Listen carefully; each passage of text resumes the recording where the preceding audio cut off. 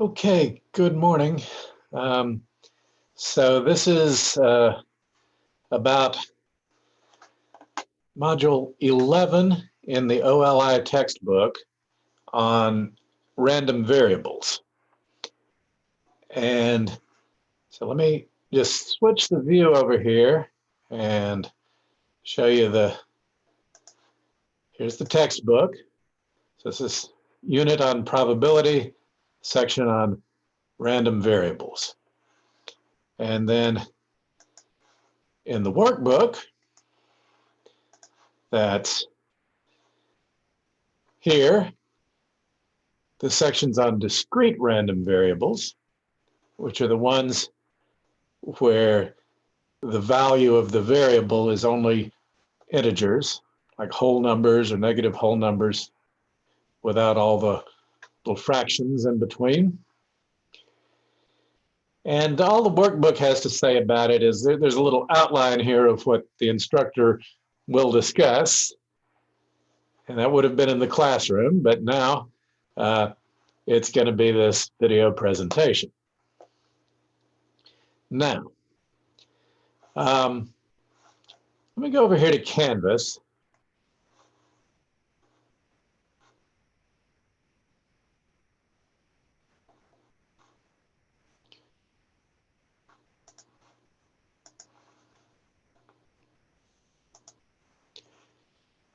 And so here's the course modules, and there's this section, Media Lecture Reading on Discrete Random Variables.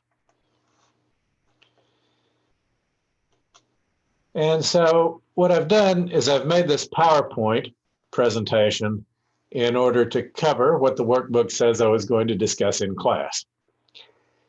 And I've also linked here some lecture videos from various places, Khan Academy, and a lecture done at MIT, all on the same subject.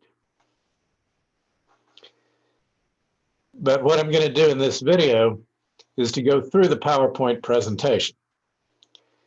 And that'll create the ADA compliant transcript.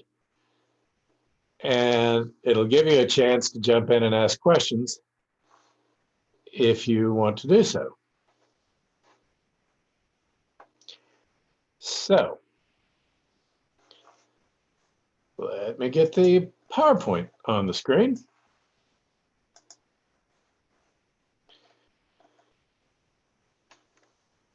So, probability distribution of a discrete random variable. So we've talked about random variables before. Quantitative random variables, where the value is a number, and discrete quantitative random variables, where you only get whole numbers. But what's happening in this section is we're generalizing that idea. Because before we were only talking about samples, where you had a big population, you would select some individuals randomly, measure something about them, and the variable was the thing that you would measure about each individual. Well, in this situation, we don't necessarily have a population and a sample. We want to include a wider situation where maybe you're rolling a die. And so you could imagine like all the times you could ever roll the die in the future, and that's sort of like a population. But we're including that. The random variable then would be something that you measure about the outcome of the experiment. So in the previous class, we talked about repeatable experiments, where you can do this procedure over and over, and we talked about outcomes, where you record what happened at the end of the experiment. And now we're just looking at the outcome and measuring something about it. So if our repeatable experiment was that you roll a six-sided die once, so one repetition is one roll of the die. The variable could be the function x. that just you give it the outcome and it tells you how many dots appeared on the die. Or an experiment could be you randomly select a city college student and ask how many brothers and sisters do they have. And the variable would be the number of brothers and sisters. So these are both discrete random variables.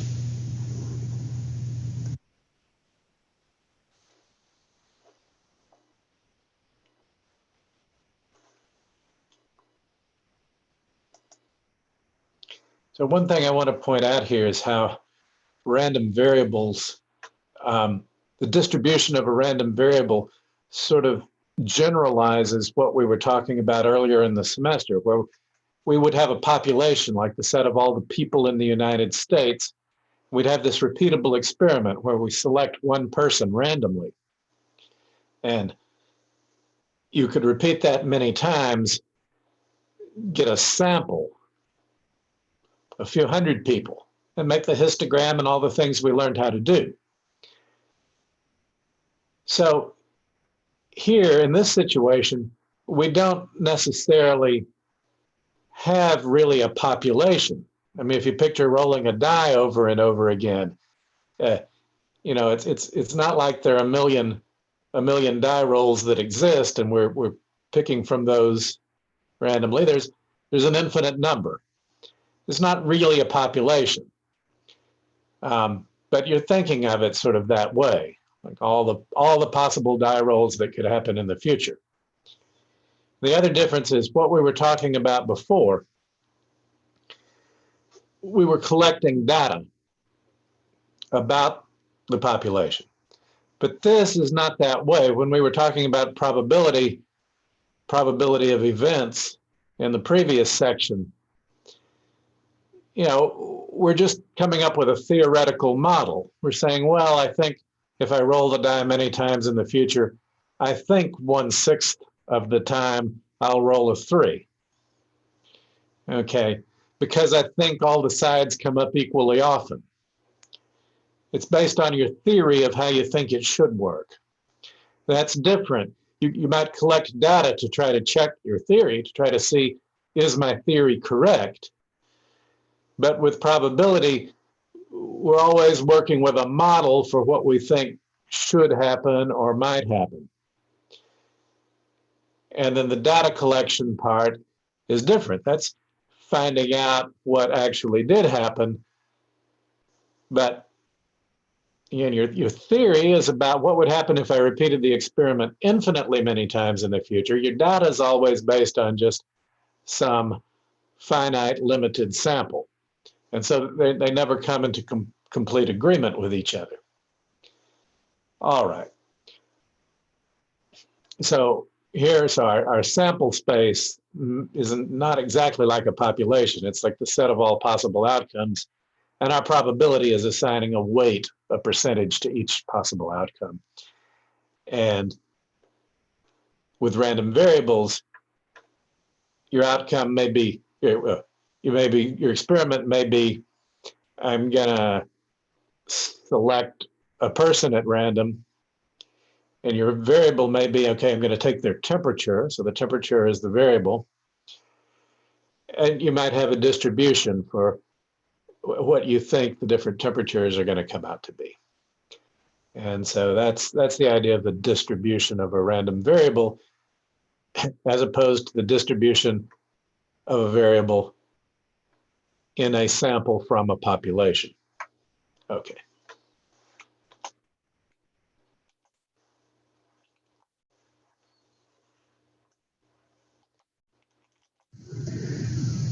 So the probability distribution of a discrete random variable, it's just a listing of all the possible values of the variable along with the probability of each. So if our experiment was to roll a 6-sided die once, there's 6 possible outcomes. Well, you either roll a 1, 2, 3, 4, 5, or 6. Okay, but then our random variable is just the number that you could roll. So there are also 6 possible values of the variable. So this listing here, the index is just the first, second, third possible value. And it happens in this story, the first value is 1 and the second value is 2 and so forth. But they don't always match like that. The first value might not be 1. It's just, if there was maybe you had a funny die that had different numbers on it, and you'd still have 6 different values, but they wouldn't necessarily be 1 through 6. So there's the value index, first, second, third. There's the actual value, and then there's the probability for each value. And so in this table, I made up a model where I have this theory that all the sides are equally likely, so they all get a probability of 1/6. And here again, it doesn't always have to assign equal probabilities to each outcome. Maybe the die is not fair. But as long as these probabilities satisfy Kolmogorov's axioms from the previous lecture, so that it does not contradict itself, the probabilities add up right, then it's an okay probability model. And so this is a table like this is called the probability distribution of a discrete random variable.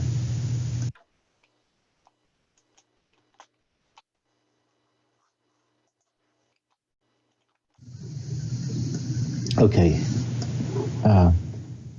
So in this slide, I want to compare 2 types of data table that we've already seen. So this is not about probability distributions. This slide is about distributions that come from data from a simple random sample. You can have a raw data table. So you rolled this die 7 times, and the outcomes that you got, or the values of the variable that you got, was like 4, 4, 5, 5, 5, 6, 6.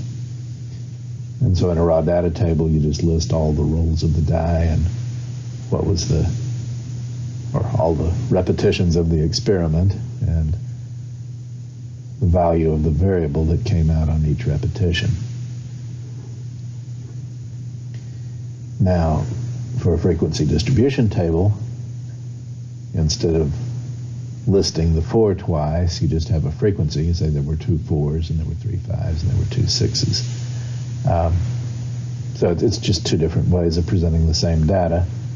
And in the next slide, or the slides coming up, I want to just compare what the formulas look like for those 2 different types of tables, and then use this to explain a new formula, which will be for the mean of a probability distribution. But I want to do that by comparison to these ones that are familiar to us already. I want to compare 2 more types of data table, still for a simple random sample. From the previous slide, we had our frequency distribution table, and I want to compare that with a relative frequency distribution table. In the story, we rolled a die 7 times, and so I'm just taking each of the frequencies and dividing by the number of repetitions of the experiment. It's like the sample size. I rolled a 4 twice, so the frequency for the first value of x that occurred was 2. So the relative frequency for that, you just take the 2 and divide by 7. The relative frequency is 2/7. And so you see the tables here, just still 2 different ways of presenting the same data. And again, the reason for showing you these various types of tables will be to make a comparison to show what you would do with a probability distribution here in a few minutes. Okay. So in this slide, I want you to notice that a probability distribution table looks a lot like a relative frequency distribution table. The difference is just that the probability distribution is based on your theory. We just thought about it and we decided all the 6 possible outcomes were equally likely, and in this case that meant the 6 values of the variable were equally likely. And then for the relative frequency distribution, we didn't have any theory. We just really rolled the die and counted what happened. And in both cases, in one case we have a bunch of fractions over here, which are the probabilities. And in the other case, we have a bunch of fractions, which were the relative frequencies that we actually counted. And of course, our theory is that if we rolled the die many times in the future, the relative frequencies might be close to the probabilities. And so we would test our model by actually doing the experiment to see if the model is correct.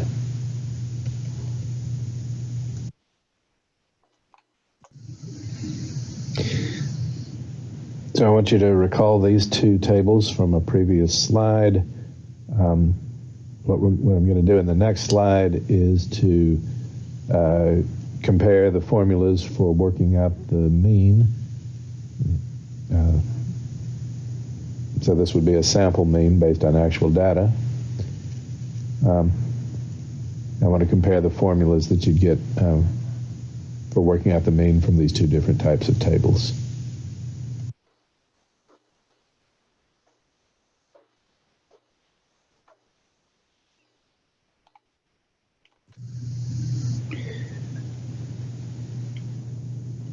Okay, so from earlier in the semester, you recall how to get the sample mean from the raw data. You just add up all the data and divide by the sample size.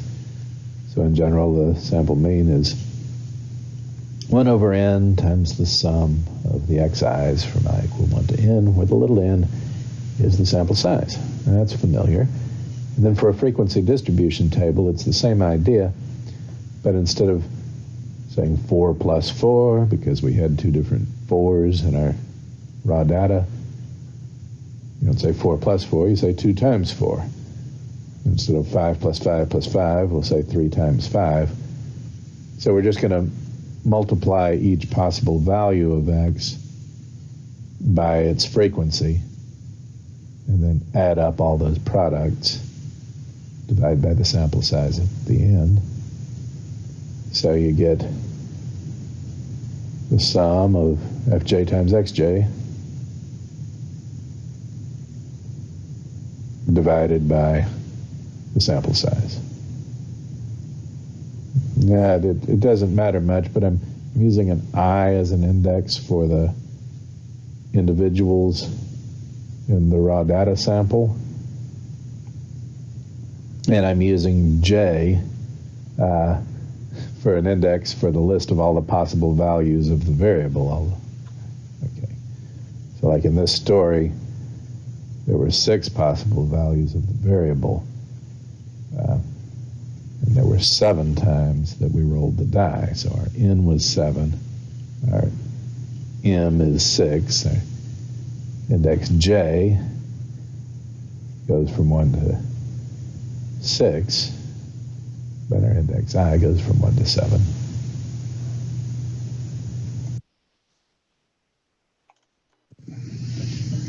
So in this slide, I just want to point out that if you wanted to, you could use the distributive property. So when you're working out the sample mean here, and you have to multiply here by 1/7, or 1 over n. You could distribute and multiply by each term individually, and you'd get the same answer. So if you wanted to write the formula this way, the way it appears here at the bottom of the slide, you could. It doesn't make the arithmetic easier, but exhibiting it in this form we'll make it easier to compare what's happening in a few minutes when we do the mean for a probability distribution. It'll have fractions like this as well. And so just for the moment, just note that this could be your formula for the mean. If you had a frequency distribution table where you knew the FJs, this would be an okay way to write it.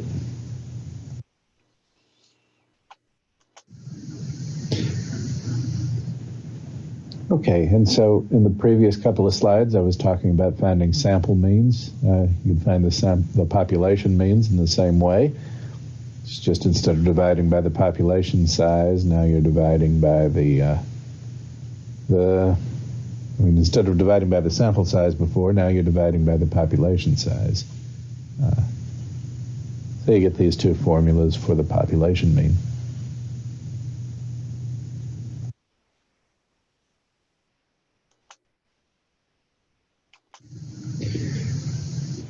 Okay, here's two slides we saw a few minutes ago where we have a frequency distribution table and a relative frequency distribution table side by side.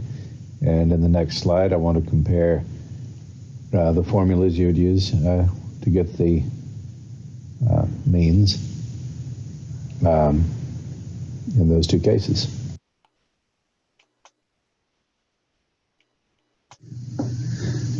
So looking at two formulas from previous slides. The one on the left, if you have a frequency distribution table, so your table gives you the 2 4s and the 3 5s and the 2 6s.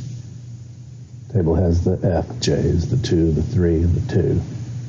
Then you'd use the formula on the left. But if the table is giving you the relative frequencies with the fractions, the 2 7ths and the 3 7ths and the 2 7ths, the relative frequencies are these RJs of the formula.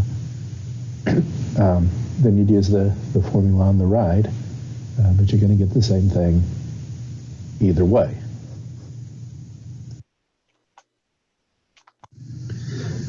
So on the right, here's the formula that we had in the previous slide for the mean of a relative frequency distribution table, where you have the RJs. The 2 7ths of the time you got 4, and 3 7ths of the time you got a 5, and 2 7ths of the time you got a 6. And so you just add up the RJ times XJs. And the new thing in this lecture is the probability distribution table, which is just the same thing, except instead of the 2 7ths, 3 7ths, and 2 7ths that you got from actual data, in the probability distribution table you have a bunch of 1/6ths, because it's your theory that if you kept rolling the die for a long time, you'd get 1/6 as the relative frequency for each possible value of x. And so the two formulas are identical. It's just you have RJs for relative frequencies from real data, and you have PJs for probabilities based on your theory, the theoretical prediction of what you think RJ will be in the long run.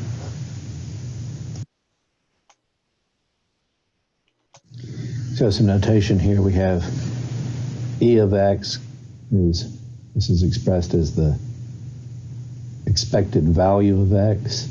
It's the mean of the probability distribution of x. We had the formula for that in the previous slide.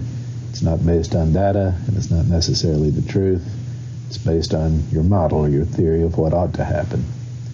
And we've been using mu for the population mean. That's the actual truth about what the mean would be if you had access to the whole population, or you could repeat the experiment infinitely many times. So we rarely know mu because the population is either too large or we just can't roll the die infinitely many times. So in a sense, we don't ever really know mu, but it's what we'd like to know. E of x is a theory for what mu might be. And then x bar, the sample mean, is just what you get for a small set of data. And so we'll be comparing what we get from data versus what we get from the theory to see if they're compatible. and they rarely match exactly, but we'll talk about probabilities for how close they tend to be to each other. That's it.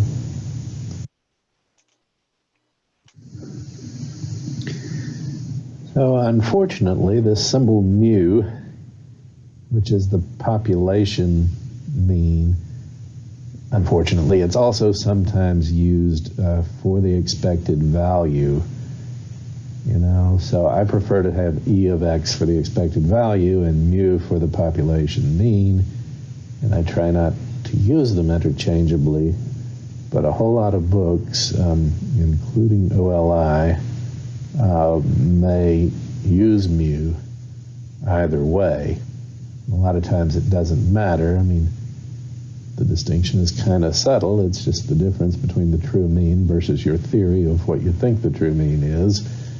Okay, but that, sometimes that distinction is the whole point.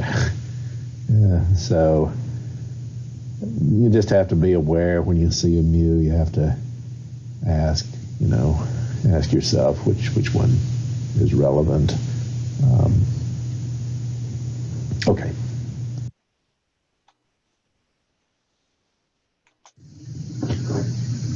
So here's a summary of what we had in this PowerPoint, and it's Module 11, Topic 1 in the workbook.